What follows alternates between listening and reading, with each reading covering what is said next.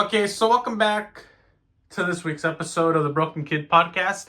Today we're doing a little bit of a different setup. I've been trying to do this setup, which looks like something that a little kid did, but it doesn't matter because we're a low production YouTube channel. We're not Smosh. We didn't sell out to somebody else who now makes videos completely different to what Smosh was when they first started out. And yeah, we're going to be talking about what is on everybody's mind, not just Five Nights at Freddy, but more, guys, I can't make this landing, but more so, we're going to be talking about the Quentin Tarintino and Mathew Lillard incident. Now, this sounds like something horrible happened, and that's because it did. Something bad did happen. Something horrible actually happened. For those of you who don't live under a rock, you know who Mathew Lillard is. You know how amazing of an actor he is, and how, he's been popular through indie, but I guess he's been trying to make his break into just becoming a more stable, or not necessarily stable, but just become more of a stapled name. And a lot of us know him as the amazing Shaggy Rogers in the live action, and then he would go on to play several of his voices.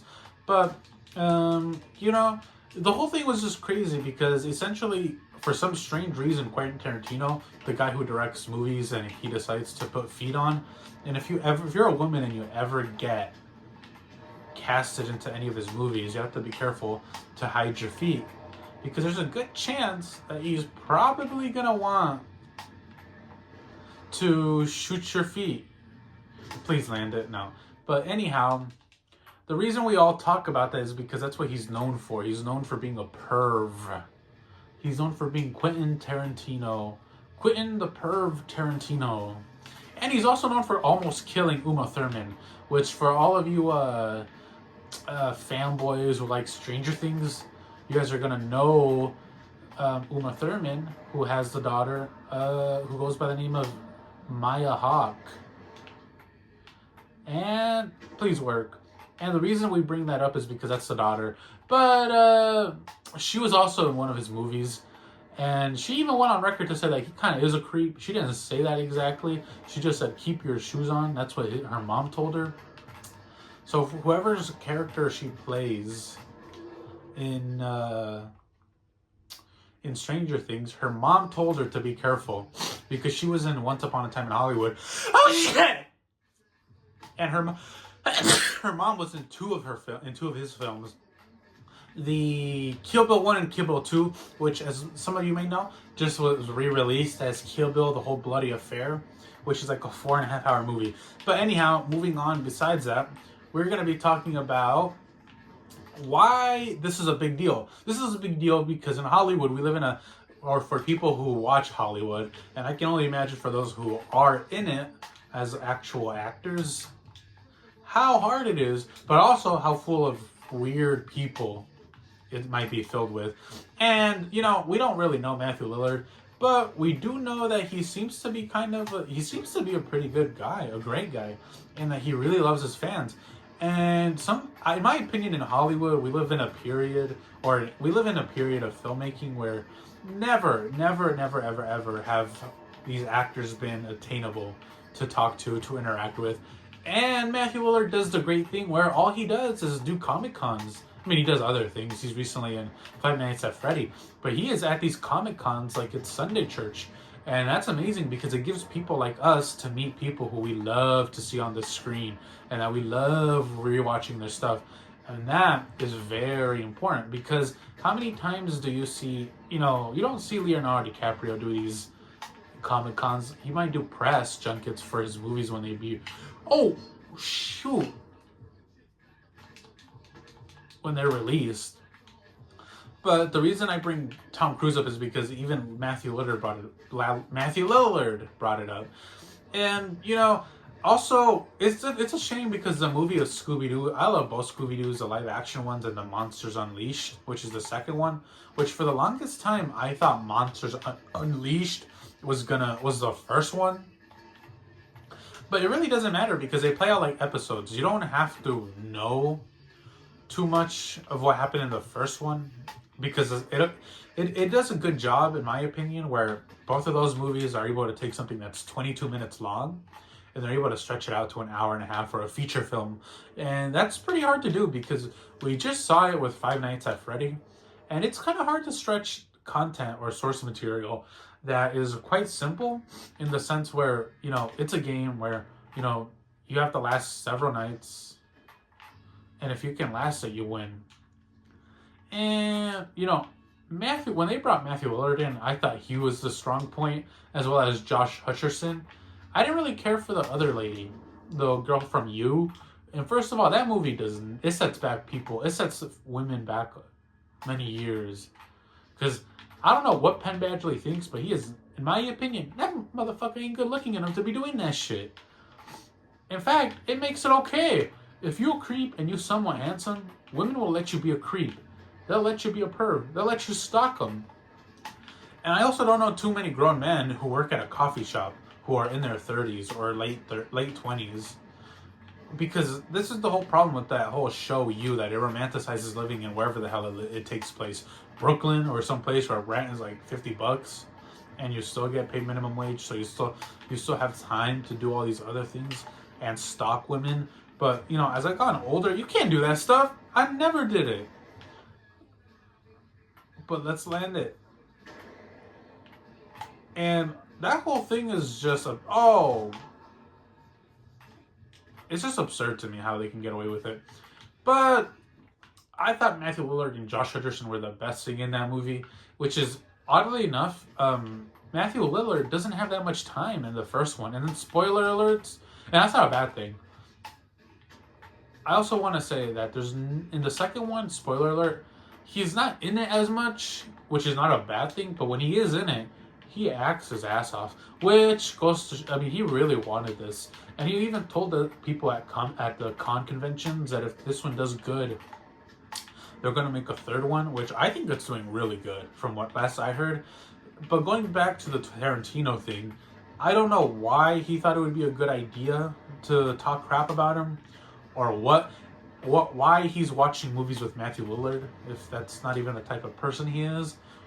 I mean, I guess in his defense, he tried watching his films and didn't like them.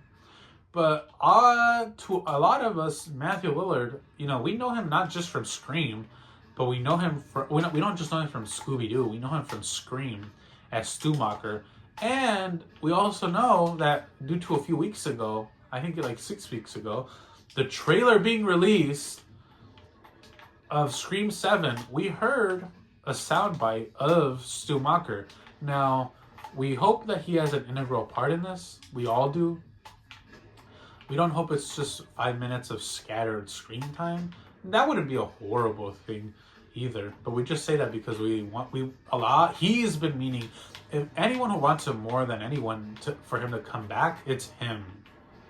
You know, these actors, they get attached to these characters, and rightfully so, they want to play them again. And Scream came out in, like, you know, I think 1999 or 2000, or 1999, I think, or 1997. And, you know, he was alongside Skeet Ulrich, who's also in Five Nights at Freddy 2, and they don't share the screen. So a lot of us are really rooting for him to have this resurgence, which has it's been occurring with Scream 1 and Scream 2. And he's had other projects. I think he was on a show called Good Girls on Netflix, which unfortunately got canceled, which I don't know why they would, you know, there's a whole clip of Mathew Lillard where he's at a Comic-Con. I'm not going to show it to pay respect to him because that shit was tragic. You can't go ahead and attack people like that, you know? It's really weird because this is a guy he's not problematic. And I was watching another movie with him in it, and he was the saving grace. He was, you know, he's of course in LSC Punk. And we also, I saw him in a movie called Surf Party. And it's pretty much where these kids, he's not part of the kids group, but these teenagers get their board stolen. So they have to go ahead and reclaim it by they live in LA already, but they live like near the beach side. Like, I think maybe even Malibu. I don't know where, but it's beautiful. And also, you gotta watch this movie because it's so funny. Because when they're shooting this movie, there isn't a whole lot of people, like background characters. it's almost like, which is really weird because you would think that for a beachy area from LA, because I'm from LA, it would be pretty full. But they must have shot it during weird hours because there's not a whole lot of people. And it's empty. The whole background is empty, which looks nice. But he plays the guy who sells him the board. And he decides to join along on this ride along to find the board. And he plays this like cool, suave guy. But no, it goes to show that he makes things good. And there's even this whole story of Wes Craven telling him that he was going to go on and win an Oscar or an acting award on set of Scream 1. And it baffles me why someone like him hasn't gotten more movie roles. I even Googled it once. And Google AI said this yesterday, that it's because, he plays spastic characters. I don't know. In Five Nights at Freddy, he was definitely inspired. He had an inspired character. So I don't understand why somebody wouldn't want to hire this guy. But it's not uncommon for actors to have a resurgence or to have like a reimagining of their own career later on in life. And I hope, it's definitely going to happen to him, I think. I truly believe it will. I don't see why it wouldn't. And watch this trick. A lot of us were just confused and we're coming to his defense because there's not a lot of people in Hollywood who would do that for their fans where they actually greet them. I hope one day to meet him, but he lives in LA and I'm from LA, so I want to go back there. But this caused an upheaval.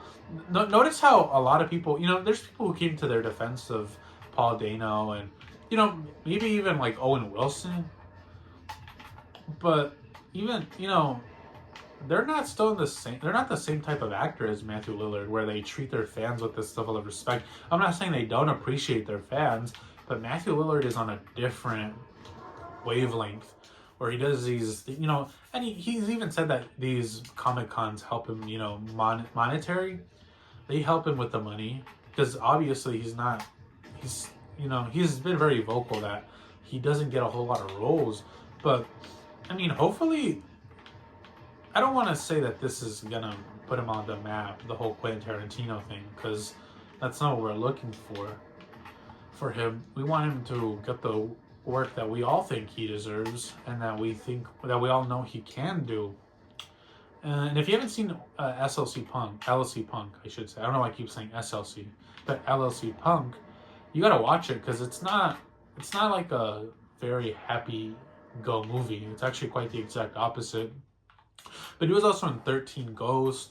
But this whole thing made me just kind of realize how much we have to really just appreciate movies, even if we never meet the actors. But to anybody who's a fan of Mathew Lillard, I hope you do meet him. And, he always talks about just this idea of being committed to the art and never, ever letting it go. And he's a prime example of no matter how bad it gets, you just never stop. You stay with it. And he was on an episode of Grave Talk or Dead Talk, where he was with the guy from James Gunn, the guy who plays Polka Dot Man, and he was just having a candid conversation. And that alone was just kind of, he was the host. Let me look up his name. Let me see. Grave Talks podcast.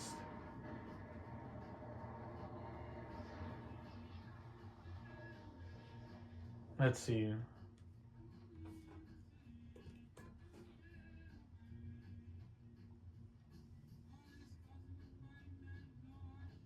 Let me find it.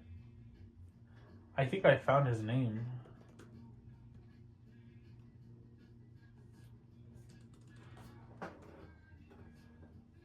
It's this one.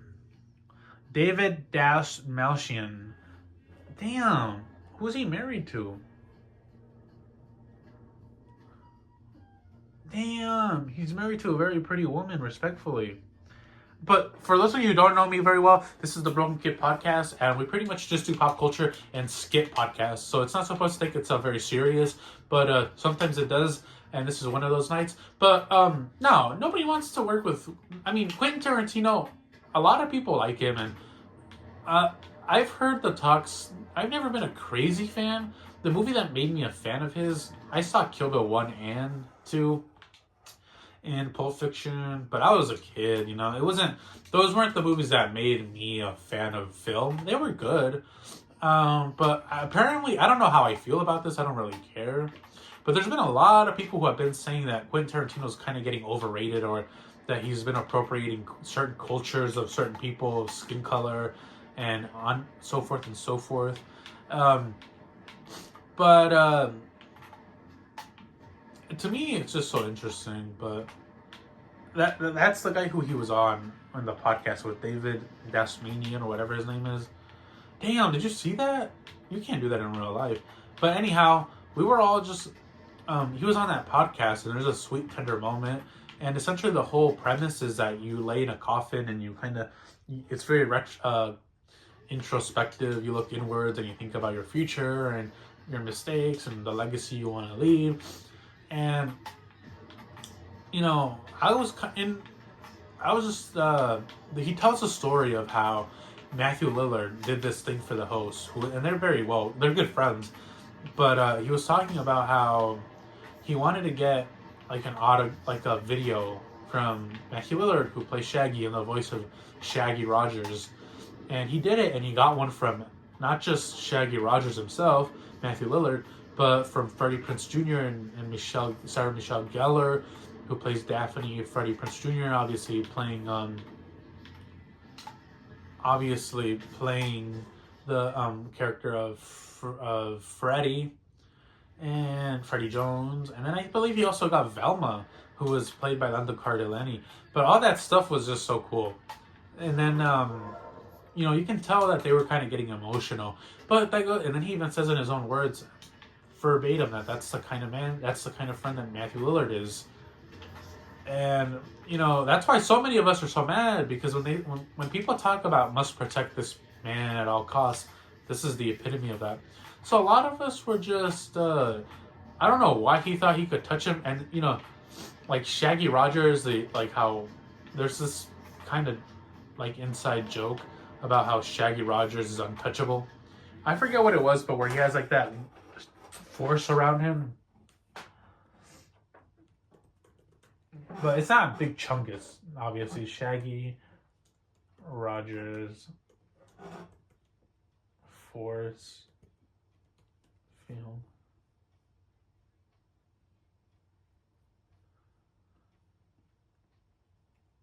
I think it's from Jump Force, where they make fun of him. Like, not make fun of him, but they make this cool add-on. But he plays this untouchable version. And I don't know if it's a real thing. I don't know if it's like a lore accurate, but he plays this untouchable person, this untouchable version of Shaggy.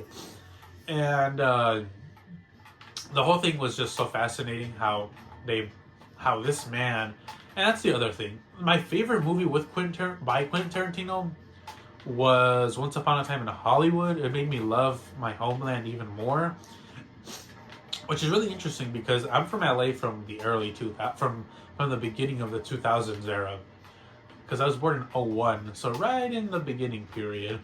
And for all of us who have watched Once Upon a Time in Hollywood, we know that Once Upon a Time in Hollywood takes place in like the 60s or 70s. And I watched that movie probably like 15 times. Now I don't think I'll ever watch it. And I don't know, these people who, I mean, like Kevin Smith, he makes his own movies and they're absurd. I think he made a movie with like Nazi sausages, the Bratwurst or whatever. And all that is good, but you never see Kevin Smith necessarily talking crap about people. He's in his own world, and that's why people like him. He's got his own following. Some people get mad about those fanboys because he makes bad work, quote unquote. I don't really talk bad about people's work. I am over here kind of defending Mathew Lillard, and inadvertently will probably have said bad things about Quentin Tarantino. And all that being said, it's interesting, It's interesting primarily because what we are, you know, a lot of this is why we like the Five Nights at Freddy. It's not really toxic fandom at all. I was even talking to somebody about this who I know at In and Out, and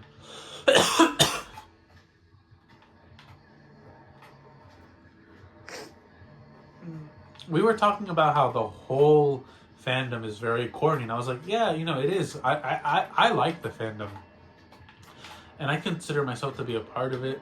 And I was like, yeah, and it's a good thing that it's very lighthearted and it doesn't take itself serious.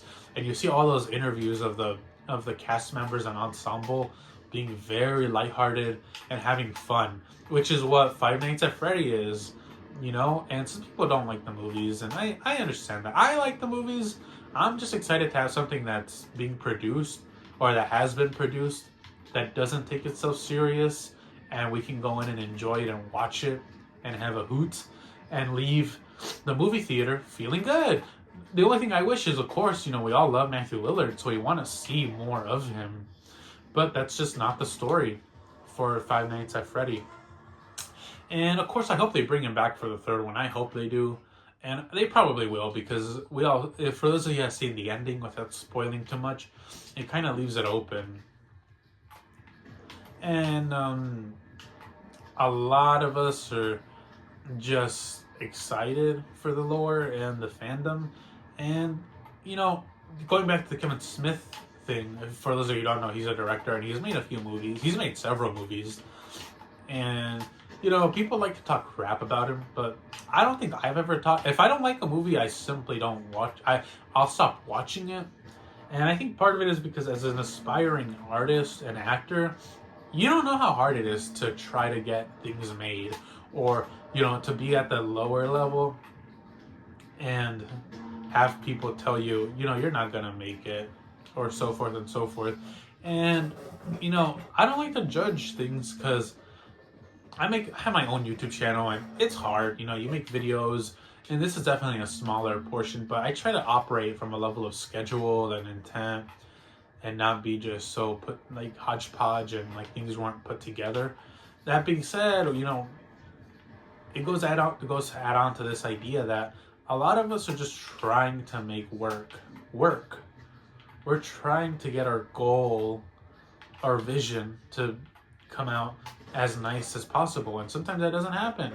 And when you're a director, or you're doing with YouTube, you can upload as much as you want, assuming you're within the guidelines. When you're an actor in Hollywood, you only have so many strikes, or you don't know how many strikes you're going to be given until your career either ends or halts.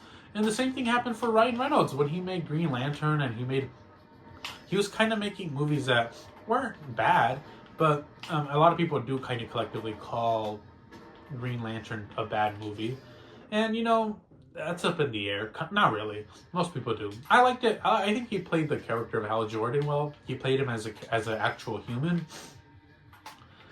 But whether it was true to the lore of the Green Lantern and the comics and those original source material of those comics, definitely is. It's not up for discussion. Which is why when he did Deadpool 2, there was a bit of I don't necessarily want to say a resurgence, but Deadpool was the thing he became known for the last 10 years, and he made the second one, and then Deadpool and Wolverine, and he made movies along the way. And sometimes you just got to make movies that are kind of necessary, that are predictable, because he made the Atom Project, and it wasn't anything good, and it wasn't anything spectacular, but it had heart. And I think that's one of the things he tries to pride himself on. But, we really do want to see Matthew Lillard succeed. So we truly do root for him in these next coming months and years, where he can really just get his dream back up and running. And, he seems like the type of guy that if you saw him at the coffee shop and he wanted to take a picture and then maybe get something signed by him, he would do it gladly, because he really does just hold on to all those characters he's played. And he makes it seem possible to be an artist. And that's because when he goes to these Comic-Cons, he makes it known that he does struggle to get work. He does struggle to make enough money to stay afloat. Now, I don't think he's necessarily like the rest of us. I think he means it in the context of being an actor, where there's some actors who get to work on great projects, you know, on 2 to 3 projects a year, and then they can do that for 4 years, and then they can take like a year where they don't do much work, or they do 0 work, or they do only one piece of work, or they can go in between seasons of a show that they're on for 2 years until the next season comes out. He makes it seem like he's not that, and that's not a bad thing. He's being transparent, but he also does it in a way where he's like, you know, us actors, we really have to hold on to these moments that make it worth it. And that's why he does those Comic Cons, not just for the money, but primarily because he also loves his fans, and he's teaching people who want to be fans. He's leading by example. He doesn't really tell us to, but for us who ever go on to make it, like, or who go on to be in that position, we have to treat our fans with a lot of kindness, and we need to give them the day of light, so that they come back and feel safe and heard. And like, you know, the worst thing you want is to watch, you know, we've all had it happen where we hear something about an actor and we love them for a piece of work or pieces of work, and then we hear that they're not very dignified. Or it happens in everyday life where somebody who we thought was cool, we hear something about them. So he's definitely doing that for us. But the whole Quentin Tarintino thing was uncalled for. But also, that's a good thing, that he does have a fan base who is going to stick with him, you know? We're not... I think Mathew Lillard fans are not pretentious. Whether we're the best fans, it doesn't really matter. And I don't think we really care about that, because we just like watching him, and we like hearing him, and we like hearing new projects that he's going to be in. We don't really care about this whole like imaginary contest of who has the best fans. And that's the good thing. When you're loyal to your fans, they're loyal to you. And you can see it here that a lot of people are really mad. We have Paul Dano and we have Owen Wilson who are getting called out. And I would beg to differ. Or I would make the claim that Mathew Lillard is having people speak for him.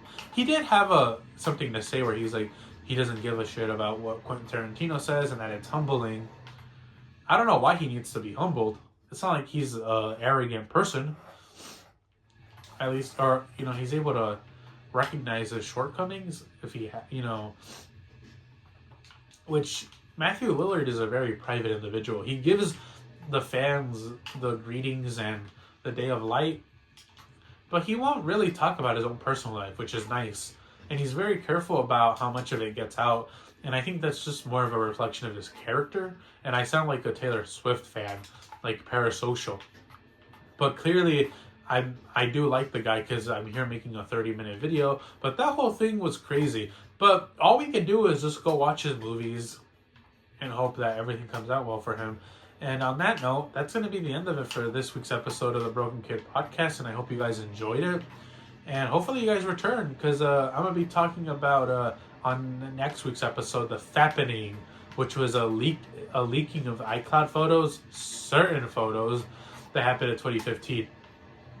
And it's just going to be a more comedic take. But that being said, go ahead and enjoy it. Leave a like if you thought this was good. Keep an eye out. Subscribe so that you can get more notifications for the upcoming videos. And have a good night on this week's episode of the Broken Kid Podcast, and logging off. Watch me land this. If we land it, you have to subscribe. Fuck! I have to do that again. Here. If I land this one, whether I land it or not, you have to subscribe. You have to subscribe.